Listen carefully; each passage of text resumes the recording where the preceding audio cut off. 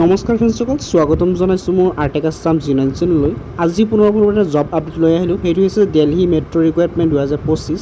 ইয়াতে ছুপাৰভাইজাৰ টেকনিচিয়ানৰ পদ মুকলি কৰা হৈছে। ইয়াতে প্ৰায় 8600টা পদ মুকলি কৰা হৈছে। যদি আপুনি চাকৰি কৰিব বুলি ভাবি আছে, এতিয়া আপুনি এপ্লাইসমূহ কৰিব পাৰিব। ইয়াতে আপোনালোকে 10 পাছ 12 পাছ কৰাসকলে আবেদন কৰিব পাৰিব। ইয়াতে পুৰুষৰ লগতে মহিলাই এপ্লাই কৰিব পাৰিব। তো আপুনি ভিডিঅ'ত সম্পূৰ্ণ তথ্য গম পাই যাব। ভিডিঅ'টো স্কিপ নকৰি শেষলৈ চাব। বলক ভিডিঅ'খনলৈ আগবাঢ়ো। তো ফ্ৰেণ্ডছ, মই ডিছক্ৰিপশ্যনত এটা লিংক দিছোঁ। সেই লিংকত ক্লিক কৰি আপুনি এইখন পেজলৈ আহি যাব। ইয়াতে দেখুৱাইছে পোষ্ট নেম পাব, supervisor technician, manager, officer, engineer, section engineer, assistant MTS clerk. Total পদ দেখুৱাইছে 8600টা পদ মুকলি কৰা হৈছে। ইয়াতে অনলাইন যোগে এপ্লাই কৰিব লাগিব, লগতে পুৰুষৰ লগতে মহিলাই এপ্লাই কৰিব পাৰিব। চেলাৰীসমূহ 18000 পৰা 85000 আপুনি লাভ কৰিব। আৰু এজ লিমিট হৈছে দেখুৱাইছে 18 বছৰৰ পৰা 48 বছৰৰ ভিতৰত হ'ব লাগিব, তেতিয়া এপ্লাই কৰিব পাৰিব।